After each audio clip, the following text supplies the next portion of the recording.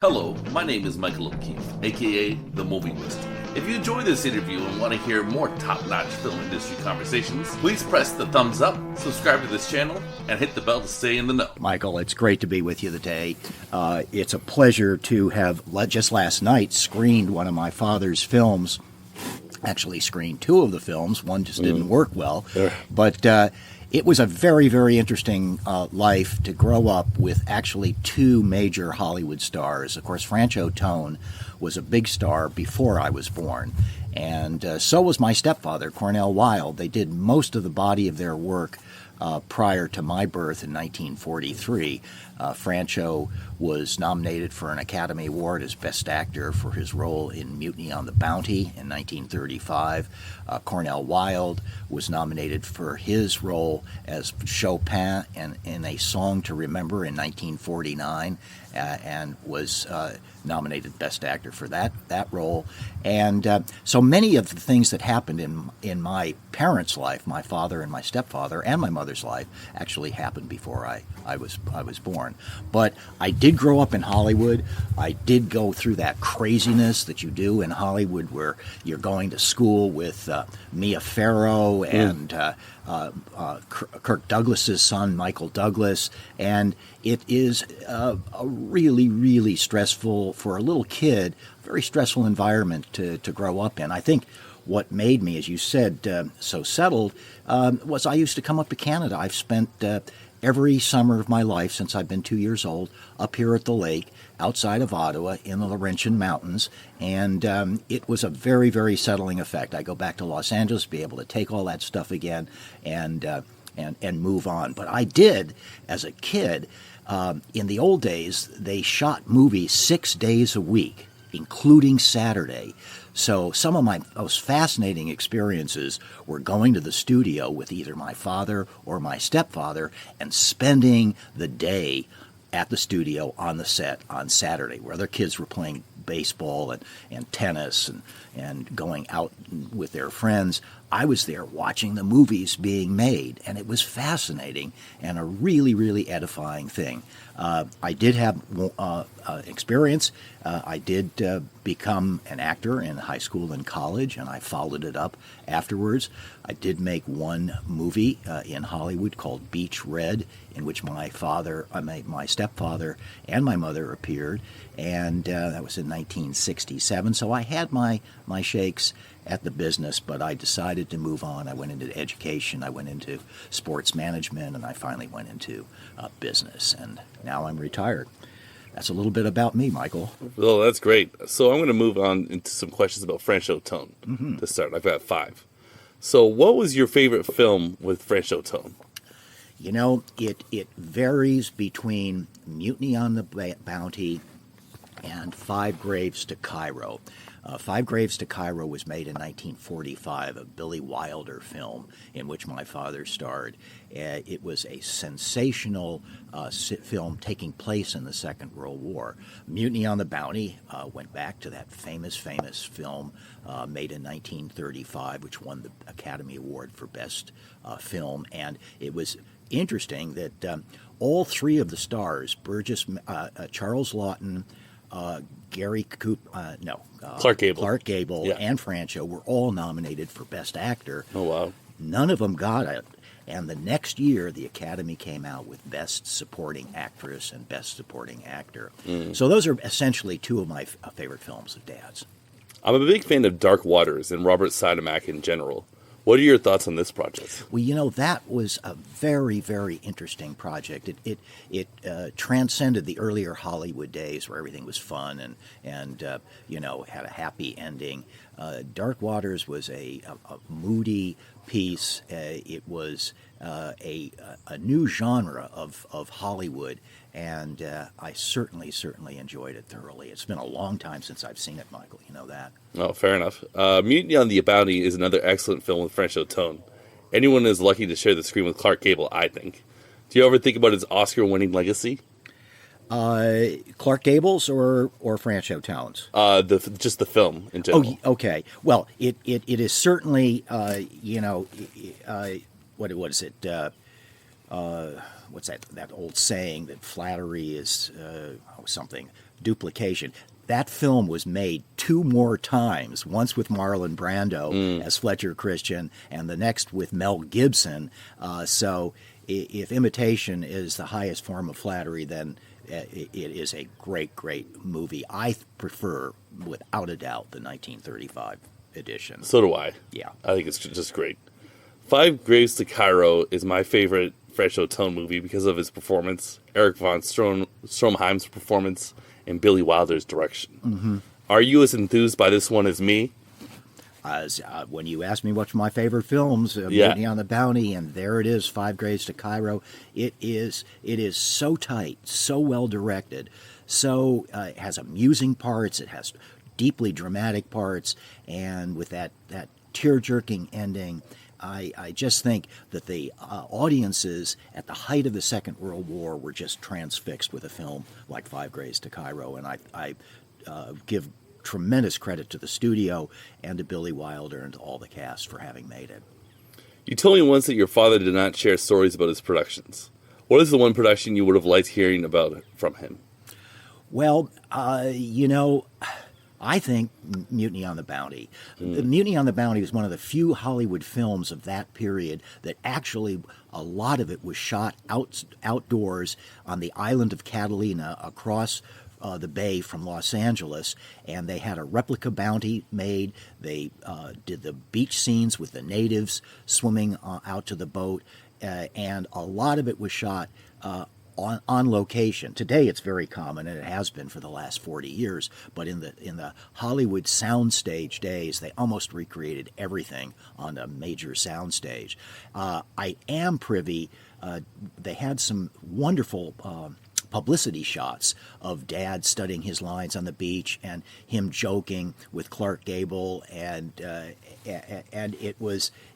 you kind of got an idea, but you got to remember, Michael, these films were made before I was born.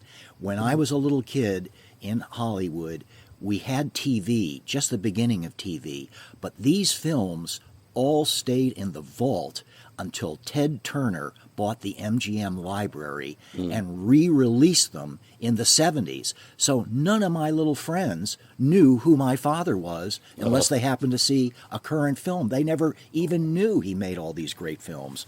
So that's something to keep in mind. Technology moves swiftly ahead. Well, that's really interesting. And I'm going to move on to Cornel Wilde now. What was your favorite film with Cornel Wilde? I just have to say, I loved him in the Greatest Show on Earth, the 1955 film made by C.B. DeMille with Jimmy Stewart and Barbara Hutton and Betty Grable. He played the great Sebastian, an aerialist who was injured. That won the Best Movie Oscar in 1955. I loved that film, but I think his seminal work was The Naked Prey, in which we see him with just a little loincloth running across the plains of Africa being chased by natives who want to kill him. I think that was the epitome of Cornell's outlook on life, his toughness, his durability, his really, really moxie that he had with him throughout his entire life. I love The Naked Prey. And I love the fact that there's no English dialogue, at least, for a good hour. The full last hour of the movie. And it's only an hour and a half. That's right. To me, that's like the silent era. It's like pure cinema, and it's at its finest. Yeah. It was interesting. Cornell was almost 60 when he made that film, but he stayed in tremendous physical shape. He was actually invited to join the Olympic team as a fencer when he was at Columbia University, but he had to drop out to help support his family. And from that point forward, he was always in great physical shape, going to the gym, working out, and he got a very serious form of dysentery when they went to Africa to film the film.